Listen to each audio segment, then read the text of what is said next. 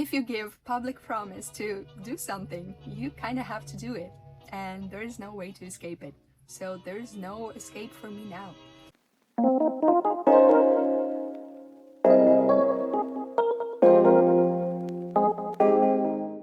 Hi, welcome to my channel. This is gonna be first video in the series Sewing My Own Wardrobe from Scratch, and this is gonna be kind of intro and fabric haul video where I'm gonna show you all of the pieces I reserved for myself for my future projects.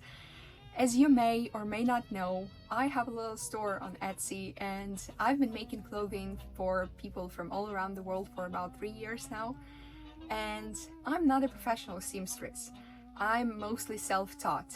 So I'll be making my videos in a style so everyone, even if they know nothing about sewing, can just jump in and start sewing together with me while listening and watching my videos, because I'm gonna make it as easy as possible. Not only for you, but also for myself, because I lack time. As a person who makes clothing for other people, I rarely have time for my own personal projects, and it doesn't stop me anyway. And I'm starting my personal projects one after another and after another, and then I'm just like leaving them aside, and they wait for me for a couple of years then, which is not good, and I do not recommend you to do the same. Like, never do the same. Begin and finish. Don't do like me. But this year I decided to give it a try and make my own wardrobe from scratch, and for more motivation I decided to film the process as well, because if you give public promise to do something, you kind of have to do it, and there is no way to escape it. So there's no escape for me now.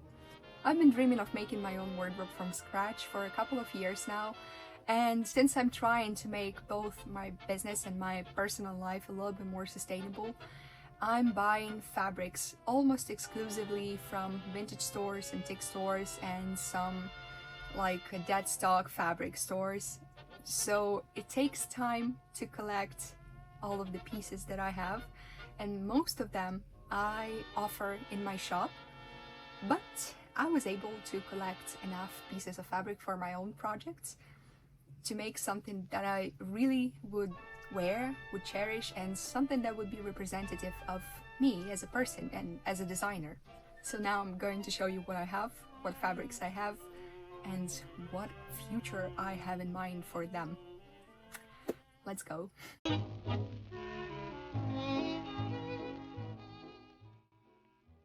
I think that the most logical way to present you my fabrics for my future projects is by starting with the easiest project and finishing with the most unhinged one. So the first simple project I'm going to make is a simple wraparound skirt. I'm gonna use khaki linen for it.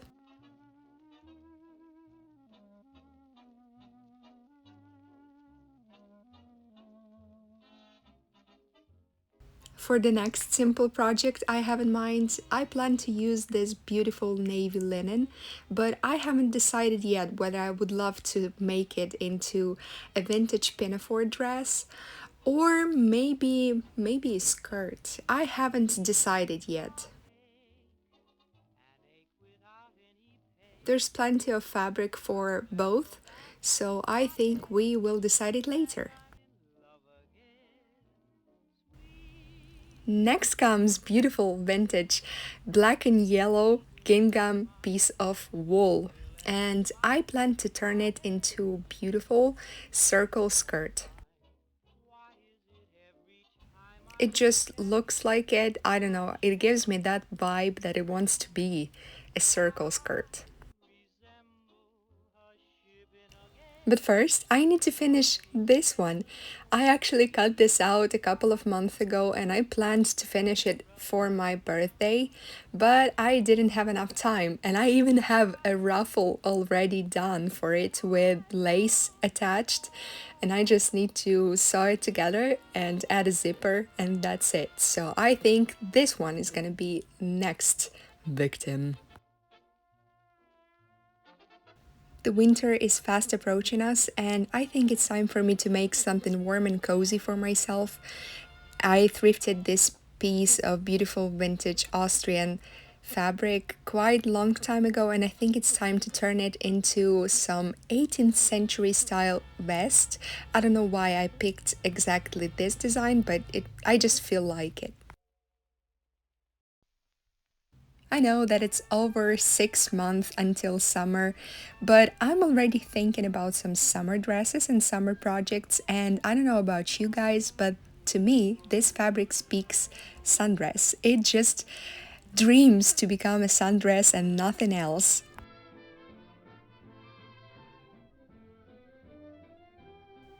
I don't think there's a better future for it to imagine, just to become this.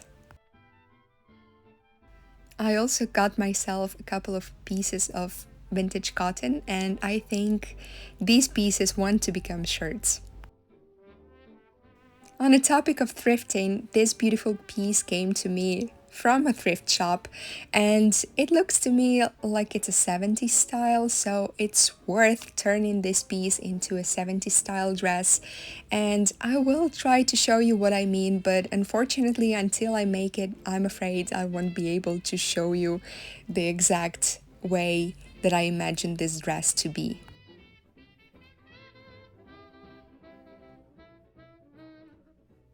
The closest reference I was able to find is this far right design, but not exactly.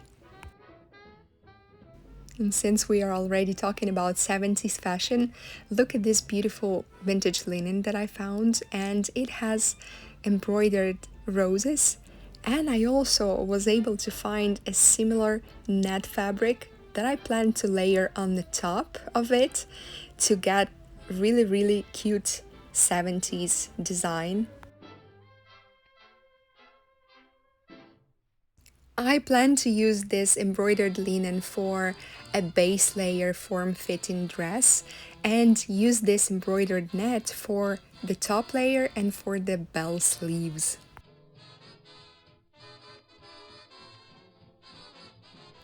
I think that should be perfect summer spring design to feel like a whimsical witch or something. So this is also what we are going to make together.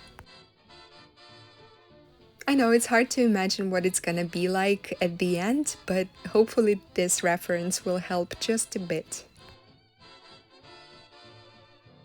As I said before, summertime is really far away from us at this moment, but I still dream about it, and this fabric actually fell on me from the top of the shelf, so I decided to show you this fabric and what I have in mind for her.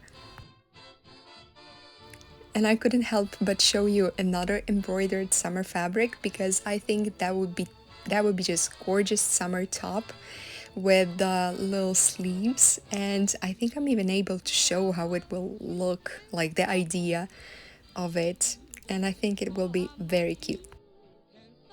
But let's go back to skirts. Last year I've made this skirt out of vintage rare fabric, and this year I was able to find another couple of pieces of a different design, but it's just a similar idea.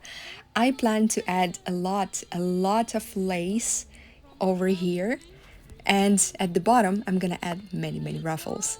So it's gonna be super cute, super cottagecore, just perfect for any time of year. And I also have another colors and another patterns, but similar style.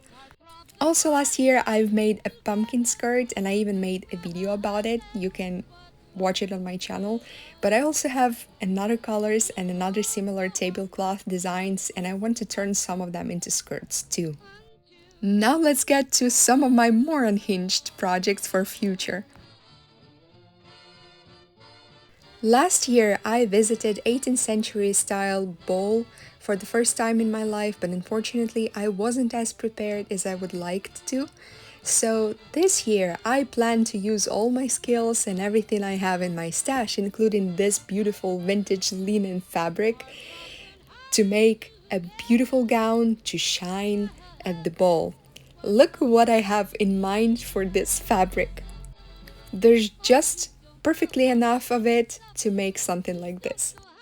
And if you thought that it's the end of it all, now I still have another fabric, and it's also 18th century style fabric. It's a smaller piece, so I'm not sure if I will have enough for the whole design, but this is what I have in mind for this particular fabric. It's just gorgeous blue pattern, and this is what I have in mind for her.